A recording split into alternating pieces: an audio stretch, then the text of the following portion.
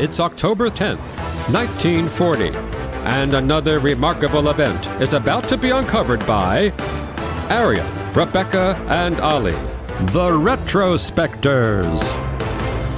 Scratch and Sniff was one of the few literary novelties of my youth that I've not pursued into adulthood. But today in history, in 1940, the cinematic ancestor of that incredible technology, SmelloVision, was showcased alongside the screening of a proper movie, sort of, for the first time. Yeah, and like most retrospectors topics, it happened at a World's Fair, specifically the New York World's Fair this time.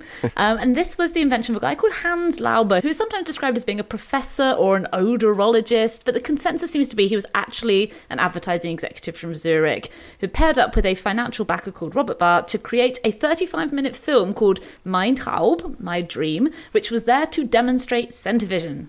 He was apparently the inventor of a piece of machinery that removed stale and bad-smelling air from theatres and auditoriums in the late 1930s, which does totally fit with my mental image of how the 1930s smelled. But eventually it occurred to him that he could do the reverse of that and inject nice smells into large enclosed spaces. And so he developed this system that piped scents through a network of tubes to the back of each individual seat in a movie theatre and then released those smells just near each cinema-goer's nose.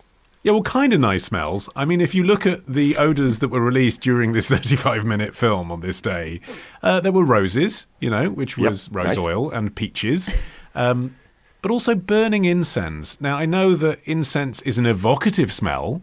I mean, I don't want to completely discredit this idea because we're about to discredit the business model, I'm sure. I've been to see a theatrical production of The Crucible where they burned incense, and it really, brought the atmosphere on, smelling something like that while something dramatic's happening. But it's not pleasant. It's the smell of when you walk past one of those weird shops in Glastonbury, you're like, oh, get me out of here. Also hot tar he had floating into the theatre, fresh cut hay, frying bacon. I mean, they might be nice individually, but taken all together, one of the big criticisms of his technology was it was creating what people called olfactory fatigue. Just too many smells, too much all at once. Also, if you came into the second or third session, you could imagine that the whole room was just filled with this peach tar bacon hay mashup that would have been really unpleasant even to start with. Well, yeah, that had been the main complaint around most of the forerunners of SmelloVision, which had involved pumping the smell directly into the auditorium, which obviously became quite overpowering and the smells inevitably started to mingle. So what Laube had done that he thought made this different was, as you mentioned, Arion, that each smell was pumped to you directly in your seat via these tiny tubes. The issue being that this technology had been used before to create what we would call vibes. It was first attested in 1868 when London's Alhambra Theatre used vaporizers to spritz their auditorium with Rimmel perfume during a sequence of a Boxing Day ballet called The Magic Acorn Tree. But again, that was just about creating one magical moment. One vibe, yes. This is it, isn't it? Because you think about theme park analogies now. That's why I don't want to discredit the idea, because it gets used all the time to create an atmosphere. If you go and see, at Disney World, a stage show based on Tarzan, you would expect to walk into that theatre and it smell like the forest, right? It's going to have some sort of pine thing going on. But that's because 5 minutes later on the same stage, you don't have Mulan.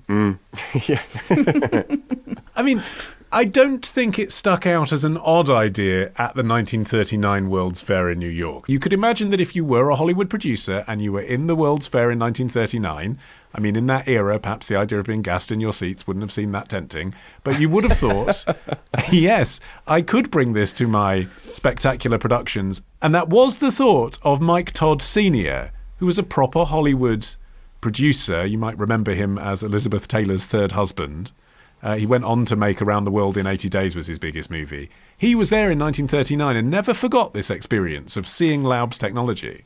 No, that's right. And 20 years later, he then decided that it would be a good idea to bring back this particular technology. But unfortunately, he died in a plane crash in 1958. Pump in the smell of hot ash and burning pork. Yeah, right. That's what he would have wanted, Arion. That's so distasteful. It just works. But after his son had got over the terrible smell and trauma, he then decided to pick up the mantle and continue this project. And he actually hired back Hans Laube to come up with an improved version of ScenterVision. And so one of the problems with the original system was that it relied on the projectionist to release the smells in the proper order at the proper time. But to eliminate any possibility of human error, he devised this thing called a smell brain, which released each smell automatically. So you had these bottles loaded with scents that sat on a rotating drum in the order that they were meant to be released into the theatre. And then you had a smell track, which was like a soundtrack that you used electromagnetic... It's so funny to have all of this quasi-scientific innovation around a product that literally nobody wants. I know, yeah, but just as soon as they showed it to anyone, they went, nah, don't like it. Anyway, so that used these electromagnetic cues to tell the smell brain when to release each scent. And as soon as one was discharged, it would move to the next and so on. And Mike Todd Jr. was also responsible for having ScenterVision rebranded as SmelloVision. And my first thought was, why wasn't Hans Laube calling it SmelloVision from the start? And I guess it's maybe he was Swiss, so the pun didn't occur to him. Somebody later asked Todd why he hadn't chosen a more dignified name for the technology, and he said, I don't understand how you can be dignified about a process that introduces smells into a theatre. Well, I quite liked the term that Variety used in their coverage of the time, which was smellaroo picks, which I love. There's a craze for smellaroo picks, because it wasn't just the development of Mike Todd Jr.'s film, which became known as Scent of Mystery at this period. In the late 1950s, this was the time that a rival Smell-O-Vision technology, AromaRama, began from another entrepreneur, Charles Weiss, who promised, quote, odours of grass, earth, exploding firecrackers, a river, incense, burning torches, horses, restaurants, the scent of a trapped tiger, and many more. The scent of a trapped tiger. How do they smell different to loose How do you tigers? verify that? It's absolutely bizarre how this technology that nobody wanted managed to have its own VHS Betamax wall. Right. You're like, which one of these will fail first? Let's find out. It was also apparently quite distracting to see the audience sniffing around to try and get the smells. So Yeah. you'd be sitting there watching the film and people around you would be like... You know, like it's bad enough people munching on popcorn and chatting and smoking in those days, but actually sitting there...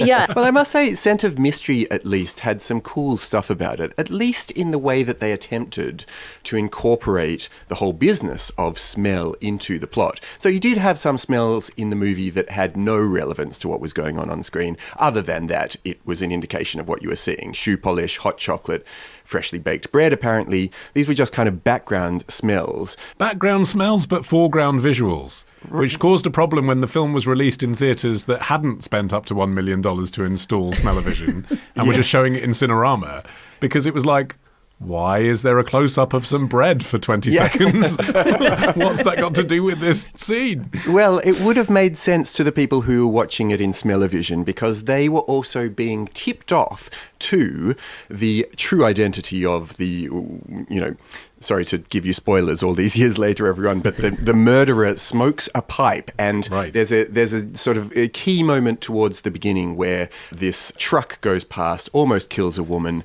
and one of the observers, the main character, soon realizes that this was actually a murder attempt, sets off to find the killer, and has the experience of smelling again, the same smell that happened when the truck went past, which was this the smell of a tobacco pipe, and later on in the movie he finds the culprit and he's smoking a pipe. And this led to a great joke from a comedian at the time called Henny Youngman, who said, I didn't understand the film, I had a cold. And also, worth saying, this film starred Elizabeth Taylor. I mean, obviously she was Todd's former stepmother, even more briefly than her Flintstones cameo. Yeah, well, she was actually 3 years younger than Mike Todd Jr., despite the fact that she had briefly been his stepmother. Peter Lorre and Denholm Elliott. So, like, it had a good and Diana cast. Dawes. Yeah, I mean, it was good it's cast. not bad. It's like, you know, James Bond with smells was obviously what they were going for. Yeah, I mean, what do you think of the two approaches? I think, even though Laube had developed the technology for 20 years by this point, it was just being upstaged by Weiss. Weiss had the right approach. Retrofit another film, an older film, with smells at the right moment, rather than making a kind of theme park type experience you'd only go and see for the smells. Even the ads for Scent of Mystery, I swear there's like a tongue-in-cheek undertone to them that suggests that they also knew that it sucked. So one of the taglines ran, first they moved, 1895, then they talked, 1927, now they smell. tomorrow. Speeches, which were admittedly limited to 10 minutes, had to be in Latin. Ditch the ads and get a Sunday episode when you join Club Retrospectors. Subscribe now on Apple Podcasts, part of the Acast Creator Network.